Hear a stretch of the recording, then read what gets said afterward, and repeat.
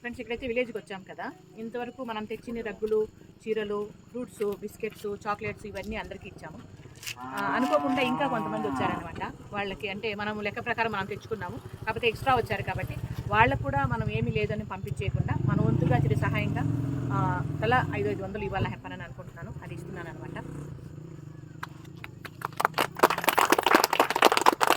అక్కడ నేను కొంతమంది వృద్ధుల్ని ఎన్నుకున్నానండి.